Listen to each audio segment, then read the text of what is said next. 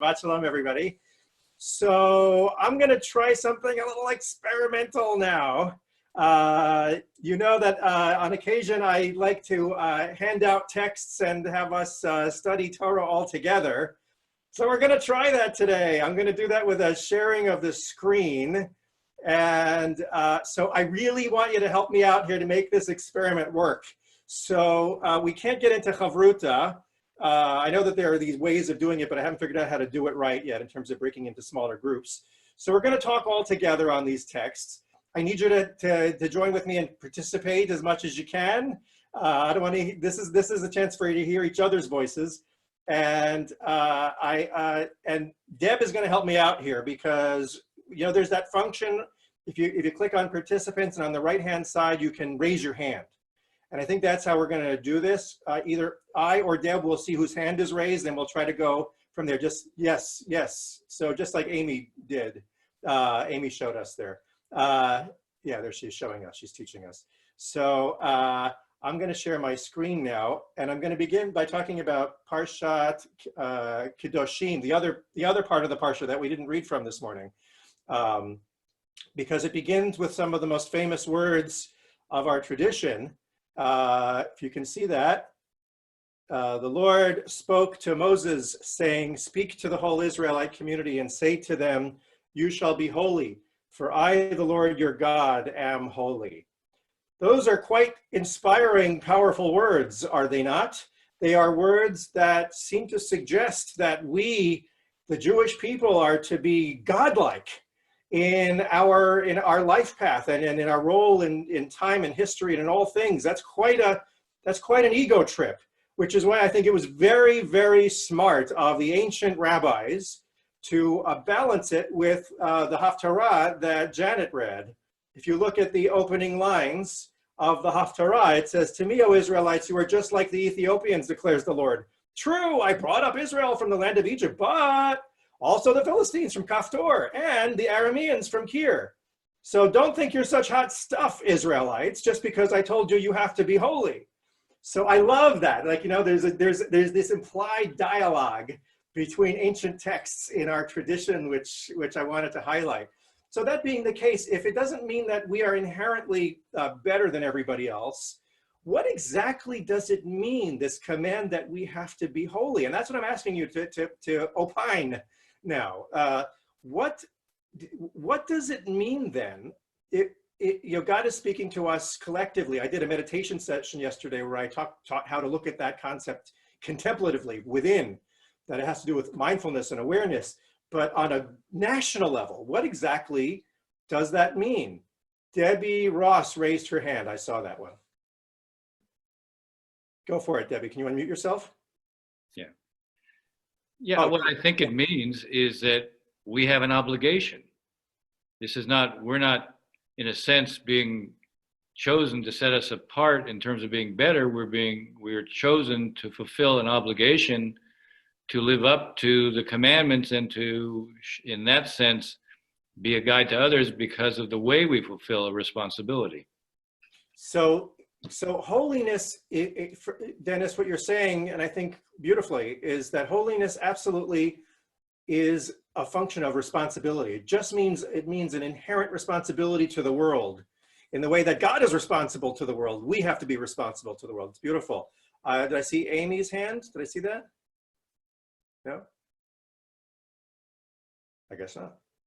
Okay. Like Andy's. Oh, it's me. I was just going to say it's saying you shall be holy. So it's basically a commandment that we need to strive to achieve the qualities of God, to act like God. It doesn't say we are holy. It's saying we need to strive for that. Okay, so this is it is a call for us to strive for imitatio Dei, as we say, as we all say in Latin, for imitation of the qualities of God, and it's aspirational. Notice many rabbis have pointed out it says Kedoshim Tihiyu. It doesn't say Atem Kedoshim. It says you will be holy. It's an aspiration. It's a vision statement, as it were, for what we can become. Now, Deb, it says somebody's raising her hand, but It was Bobby. Okay, Bobby. Bobby, but then it lowered, so. Bobby, if you want to say something, go for it. Unmute herself. Here, there we go. think that I think the most important thing we can take away from it on a national scale is that as a nation, as a group, we need to model what it is to be holy. That seems to me the commandment, the instruction, what it means to say that is that we as a group have to act in a way that shows what it is to be holy. Oh yeah, so to be a mamlechet kohanim b'goy kadosh, to be a nation of priests and a holy nation, so meaning in the sense that you're talking about, that this is an obligation, not only individually but nationally, that we have to go through the vicissitudes of history, always sticking to a model of uprightness and godliness in how we behave. One more hand was up, and then I want to go on because we have a lot to cover. That was it. That was it. Okay. Okay. Now, what I'm going to do is read a smattering now of other texts that immediately follow this charge to be holy. And what I want you to do as I read through this is I want you to think about what is the through thread. In other words, if these following texts are defining what it means to be holy, what are the values that sort of run through these texts? And I'd love to hear your thoughts about it. So I'm just going to read it and you think about what connects them all and what that says about what it means to be holy. You shall not steal. You shall not deal deceitfully or falsely with one another. You shall not insult the deaf or place a stumbling block before the blind. You shall fear your God. I am the Lord. Do not tell false tales about your countrymen. Do not stand by the blood of your fellow. I am the Lord. You shall not hate your kinsfolk in your heart. Reprove your kinsman, but incur no guilt because of him. You shall not take vengeance or bear a grudge against your countrymen. Love your fellow as yourself. I am the Lord. You shall not falsify measures of length, weight, or capacity. You shall have an honest balance, honest weights, an honest ephah, an honest hin. I, the Lord, am your God who freed you from the land of Egypt. Somebody has their hand up, Deb. Can you call on them? I don't see any hands. Oh, okay. Let me move it. Leslie and Joel. There it is. Yeah, my screen blocks it. So yeah, Leslie and Joel. Oh. Do unto others as you would have others do unto you on all matters. So it's all sort of echoing that line in verse 18, right? V'ahavta l're'echa kamocha. Yeah, let me see if it moves down. And then Michael Goldman and then Howard Shapiro. I'm not seeing any. Okay. Deb, It's Leah. one thing I noticed Okay. when you read through all of those, these are all things that are somewhat concealed from us. In other words, false weights. Well, who's going to check people's scales? You shouldn't hold a grudge. Who knows if you have a grudge necessarily, etc. These are all things that God sees, but we don't. And that's why you repeated this here, I'm the Lord your God, because I know what's going on. Maybe you're not going to be caught, but I know what's going on. So I think Kadoshim means maybe internal and external integrity. Okay, very, very interesting. Howard Shapiro and Leslie or Joel. I think Leslie and Joel were first. Michael, can you put your hand down? Or here, let me do it. Okay, so I just want to continue to respond to Michael. Yeah. Michael used a very important word, integrity. Integrity is tochok baro, your insides match your outsides. The concealed in your life has to match the exterior of your behavior. And that is a very powerful statement about holiness. Okay, great. Who was next, Leslie and Joel? Leslie, yeah. You're muted. You have to unmute yourself. Here, I'll unmute you. Here. Okay. I can't see that you're. I put it up here. Okay, I can't see. I'm not able to unmute Leslie and Joel. We'll come back. Okay, then Howard Shapiro is next, then Bill Steinberg.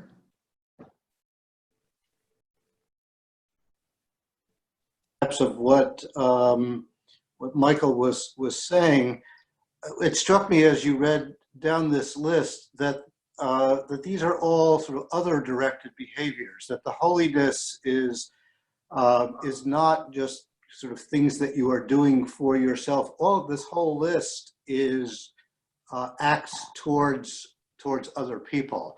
And in the sense I would differ, I guess, a little bit from Michael. I don't think they're necessarily hidden, they're hidden and only seen by God. I think they're seen by others in your relationships to them. Beautiful. So, yeah, go ahead. No, I think that's beautiful. And actually, I think what we could do is combine those two ideas. That yes, it is a command to integrity, and then what happens if you do not have integrity, and then your actions move out to others? You know, who are you, and who are we as a people if we do not have that inner integrity, and then we behave in certain ways towards others in society? That is an unholy society, right? Beautiful, beautiful. We'll take a couple more. I'm not able to unmute Joel and Leslie, but Bill Steinberg's next, and Okay. two more after that. Okay, I think we're gonna take one more because two more, and then we'll go on to the next. Okay. Hi, it's Leah. Okay. I just wanted to say what I find most striking about this paragraph is its universality. That this is a mandate, not just for us as Jews, but for humanity. Absolutely. And unlike some of the other things that we are told to do in the Torah, this is a template for peoples of the world and how to behave. And that goes very well with the point that was made about how we are to role model. You know, our job is not to be entirely parochial and inward focused. Our job is actually to think of ourselves in relationship to the world. And that's, you know, there's always this tension in Judaism between particularism and universalism. And, you know, the truth of the matter is that, yes, we are particularist in being scrupulous in our behaviors with each other, but that is because we are looking out at the rest of the world. We are here to be to heal the world through these acts of holiness. Who was next, Deb? Steve Mandel. Steve Mandel. Yeah, I just wanted to build on, I guess, what you've been saying, and Howard, is that what strikes me is, at least in this part of the Torah, we're not being instructed about how to pray. We're not being told there are certain ways we need to deal with God and how we need to follow religious strictures. This is how we deal with other people. And I guess people have said that, but to me, this is what Judaism is about. Yes, there are definitely some mandates about the nature of prayer and the nature of our ritual observance, but this is about the day-to-day actions on serving other people. Yes. And I think that's what distinguishes us from some other religions that I could think of, that it's all about how many times you go to church and what the nature of your observance is to the God that you believe in. I would only add to that, Steve, that's absolutely correct. But there's also, it's punctuated over and over again by God saying, I am the Lord. Meaning that, remember though, there is a God. Meaning, remember, there is one hierarchy of moral behavior in the world. There is a right and a wrong. And that we have to structure our interpersonal relationships along the understanding that there is right and there is wrong in all of those things. Great. Let's take one more, and then we've got a lot more. George Gluck. Okay, just unmuted myself. So on the bottom there, those look like specific commands. On the top, which we can no longer see, there are a couple statements about the blind and the deaf. Mm-hmm. And I think that's trying to tell us that some of the things we need to do are not absolute. We have to take into account, you know, whether or not, for example, a child who's broken a commandment should be punished the same way an adult should. I think that Very good. It's going to be too long. that too, whenever we see somebody doing something, we shouldn't treat everybody the same way necessarily. Beautiful, beautiful. We see many layers of society, many different aspects of individuals versus groups here, individual behavior, group behavior. And of course, stumbling block before the blind also becomes a basis for all kinds of ethics about don't put anyone unwittingly in the position of danger. It doesn't just refer to blind people, it refers to anybody in society who can't see where they're going. I want, actually, with that in mind, let's put all of these things together now, and I want to actually focus on how these things build the character of what we are supposed to be as Jewish people. And particularly, we're gonna look at it in echoing, as it echoes into the world that we know today. Particularly the idea here, which comes up in the Shulchan Aruch, about integrity within and integrity without. It is forbidden for a human being to lie in buying and selling or to steal thoughts. Genevat da'at, stealing thoughts. This is a fascinating idea that flows from this. For example, if there is a blemish on his product, he must make that known to the buyer, even if the buyer is an idol worshiper. Okay, well, we can deal with that part later. But this idea is very interesting, that all of these issues apply to everything, even to the level of what happens on the level of mind and ideas, right? That there's a way, if that we are not living with integrity as individuals, and then we bring that lack of integrity out, then not only are we capable of stealing physically, but we are capable of stealing mentally, stealing spiritually from each other. And that idea of Genevat Da'at is something that I want us to sort of explore here. And just to further, this is Hershey Friedman at Brooklyn College who's explaining it further. He says the literal meaning of Genevat Da'at in Hebrew is theft of one's mind, thoughts, wisdom, or knowledge. That is fooling somebody and thereby causing him or her to have a mistaken assumption, belief, and or impression. Thus, the term is used in Jewish law to indicate deception, cheating, creating a false impression, and acquiring undeserved goodwill. Genevat da'at goes beyond lying. Any words or actions that cause others to form incorrect conclusions about one's motives might be a violation of this prohibition. One does not have the right to diminish the ability of another person, Jew or Gentile, to make a fair and honest evaluation, whether in business or in interpersonal relationships. Okay, folks, I think you're getting an idea of where I'm taking this. If you're not, I'll show you. Let's go down a little bit further here. This is a quote from Jared Kushner from this week on Fox and Friends. Again, I am specifically directing most of my my ire on our own Jewish people when they violate the Torah. And here's what he said on Fox and Friends. We are on the other side of this medical aspect of this. And I think that we've achieved all the different milestones that are needed. The federal government rose to the challenge. And this is a great success story. And I think that's really, you know, what needs to be told. So, you know, this, what we're looking at directly right here, folks, is the manifestation of, I'm sorry to see, I sound like a Bible pounder, but I really mean it. This is unholy. This is the opposite of Kedusha. This is exactly what the Torah is trying to prevent. And it's exactly what the Torah is telling the Jewish people, that we must not become. We, you know, can somebody spell this out for those who might not be clear? How is this Genevat Da'at? Can somebody, I want to make sure that everybody's got it. Can somebody, I'm going to ask somebody else to do the talking about this part. How is this an act of stealing thoughts? Anybody? Amy.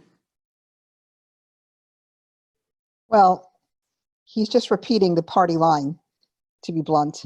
He's just repeating the Kool-Aid story from everybody around him, as opposed to just telling the truth. This is not the truth. So it's, yeah, it's definitely it's definitely not the truth. But if you think about that quote from Hershey, that it's beyond lying. Yeah. It's Barbara Leiner, and then George, and then Judy Platt. Barbara Leiner. You have to unmute yourself. Oops. Yeah, I just did her. Yeah. Well, it's a statement that has legs. There are many ramifications and consequences to this kind of statement in terms of the influence it has on millions of people, and in terms of the kinds of actions that millions of people will take in response to this, such as storming these governors' personal home with weapons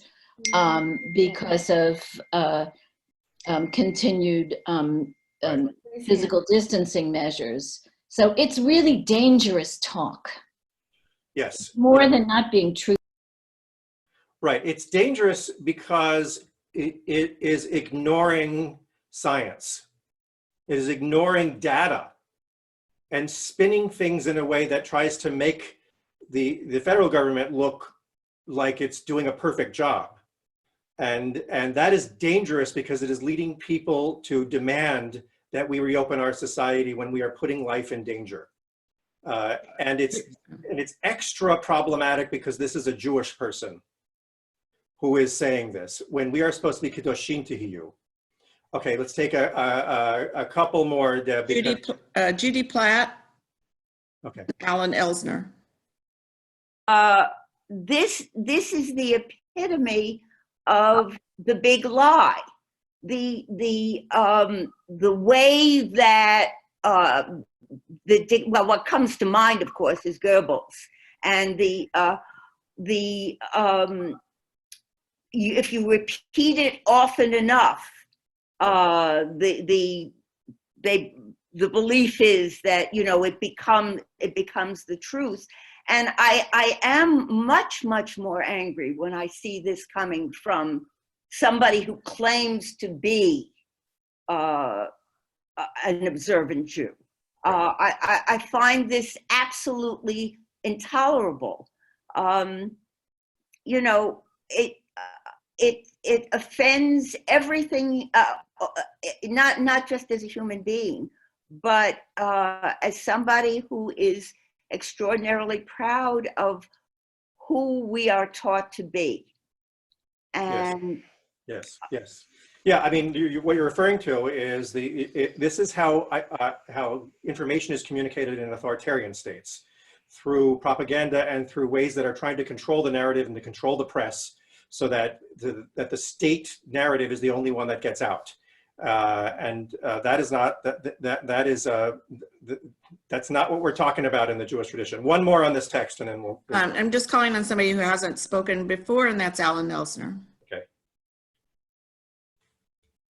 If he's still there. Okay. If we're talking about treating our neighbors as ourselves, this shows a complete disdain for the 65,000 people who have already died. And the statement is meant to speed the reopening of the economy at any cost, because that apparently benefits Trump's prospects of being re-elected. So it also consigns to unimportance the thousands more people who might be put in danger and would certainly die as a result of this policy. So it's a really discounting as unimportant and worthless all those people who have died and all those who are yet to die. Yeah, it is. This is putting life in danger, and that's why I'm. Again, I use this synagogue prayerful moment to lift up values that we have to uphold and fight for. And the value of human life above all else is something that I think is in danger in the society right now. And that's why we're talking about it. I want to continue on with a further idea now that comes out of some of this kind of thinking and why, and I want to hold it up to what we just studied in Kedoshim. Here's Rush Limbaugh saying, the fact that New York Times and the Washington Post and USA Today and all these other papers and networks now have fact checkers is for one reason. It allows them to fool you. The idea that it is a fact-checked story is designed to say to you that it is objective and analytically fair. And all it is a vehicle for them to do opinion journalism under the guise of fairness, which, if you fall for it, gives it even more power. I think everybody's dumbfounded. Yeah. Any hands yet? So this is a perfect example, folks, of Gnevat Da'at, right? This is putting a stumbling block before the blind. This is telling people not to believe facts. This is undermining the values of striving for a kind of truth that can save lives. And this is from 2016, so this is years before this pandemic. But you see how this has laid the groundwork for the kind of twisting of information now, so that the people who are following these kinds of speakers and writers are people who are truly made to believe that this is not real, that all of this is fake, that facts mean nothing, the devaluation of facts. Now, there's something that I want to say here that I think is important. In every one of these points, the thing that makes it so crazy making is that there are aspects of truth in this. There's something true to the fact of what Rush Limbaugh is saying, that actually, when you just have disparate facts, almost always you can spin facts in either direction. You can do that. That's what lawyers are in the business of doing, right? And you take facts and you can interpret them in multiple ways. That's what the rabbis are doing over and over again in the Talmud. So the question then comes, so how are you supposed to take facts? Is he right that it just becomes an opinion? It just is in the service of an opinion? How do we do that? George, did you have your hand up? Yes, he does. Yeah, I was going to say it, what you just said. I hate to agree with Rush Limbaugh in any way, but I think what he's saying here is that what you just said, basically, we're required, in fact, when we go to court, we're required to tell the truth and nothing but the truth. And that's what he's saying, that's possibly the case with the Times and the Post. But there's a third part to this, and that's you have to tell the whole truth. And that's what's often left out. And that's what this whole thing's about. If you leave out, being a graduate of Brooklyn College, I'd like to point back to the professor there and agree. That's what's often left out, and we're kept in the dark. And as far as I'm concerned, that's a bald-faced lie. If you don't give us the whole truth, so that we can make a legitimate case one way or another, you're lying, as far as I'm concerned. And I think that's part of, so in a way, what you said, Rush Limbaugh is right here, because if the Post or the Times doesn't give us everything we need to make a decision, and I can point to some places, but I won't now, where they've done that, then they're lying. And so in a way, he's correct. Not all the time, but I'm sure there are some times. Yes. Okay. Neil. Very true. Now, I'm gonna go on because we're at 11 o'clock already, and we have more to go, and I want to bring this toward a conclusion. So absolutely correct. You know the whole truth, and that's why I want to show this quote from Alex S. Jones, which was not the right-wing conspiracy. I'm just going to mute some folks here. I got him. Oops. Okay. How do you know what the whole truth is? There's no way to get there. I mean, what do we do? And that's why I love this quote. He said, "I believe in objective journalism. What I'm talking about when I say objective is a kind of practical truth and a scientific truth in this respect, that you may have an opinion or a view going in, or you may not. But when you do your journalism, you base it on evidence that you can find, that you have the most confidence in. It's a practical truth, one that can change as the evidence changes. In a journalistic sense, we're not looking for a perfect truth or an abstract truth. We're looking for an honest, honorable, practical truth about any given situation, which is the best truth that a journalist working in good faith can find without skewing the results and trying to be straight with the audience that he or she is trying to serve. It's an imperfect truth and one that changes, but is the one that I find that journalists can maintain if they do their profession honorably. And it's not just journalists. I think we're all under that obligation. And I think that flows from our Parsha. That the idea here is that, yes, you can look at facts in many, many different perspectives, but Kedoshim Tihiyu. We have to strive for integrity. You see, this is how the rubber meets the road. You have to strive for integrity. You can't make assertions that you know something absolutely true and here are the facts why. What you do is you have to incline toward Ani Adonai. There is one God, there is one truth out there. And we have an obligation to be holy, to strive for it, to try to get toward what is right, what is just, what will save lives. That is the truth that we have to, that's how we have to constantly seek to find evidence to explain what will get us in that moral direction. I want to conclude with some quotes from Deborah Lipstadt, who is an expert on dealing with this as she's dealt with Holocaust deniers. When people are confronted with facts and they spin them in the wrong way, she says, many of us have been taught to think there are facts and there are opinions. After studying deniers, I think differently. There are facts, there are opinions, and there are lies. And what deniers want to do is to take their lies, dress them up as opinions, maybe edgy opinions, maybe sort of out of the box opinions, but then if they're opinions, they should be part of the conversation. And then they encroach on the facts. By the way, I can't think of a better definition of Gnevat Da'at, by the way, right there. So why is my story more than just the story of a quirky, long, 6-year difficult lawsuit, an American professor being dragged into a courtroom by a man that the court declared in its judgment was a neo-Nazi polemicist? What message does it have? I think in the context of the question of truth, it has a very significant message, because today, as we all know, truth and facts are under assault. Social media, for all the gifts it has given us, has allowed the difference between facts, established facts, and lies to be flattened. Truth is not relative. Many of us have grown up in the world of the academy and enlightened liberal thought, where we're taught everything is open to debate. But that's not the case. There are certain things that are true. They're indisputable facts, objective truths. The earth is not flat. The climate is changing, and Elvis is not alive. And most importantly, truth and fact are under assault. The job ahead of us, the task ahead of us, the challenge ahead of us is great. The time to fight is short. We must act now. Later will be too late. By the way, I want to show that last statement, I have no doubt Deborah Lipstadt is a very observant and knowledgeable Jew. She had in her mind a quote from Pirkei Avot, and I'm going to show you the quote.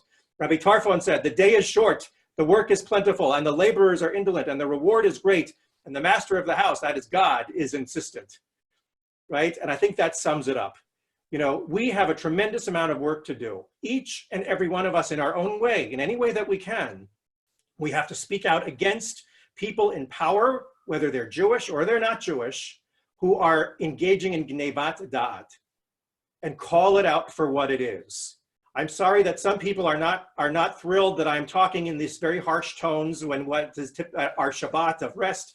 But one of the obligations that we have as the Jewish people is that we have to call out injustice. There is nothing more Shabbistic, there is nothing more holy than we have to be aware of what is just and how to act, because we have a command, Kedoshim Tihiyu. May we be a people who show all the world what holiness really means, and may we heal this world. Shabbat Shalom, everybody.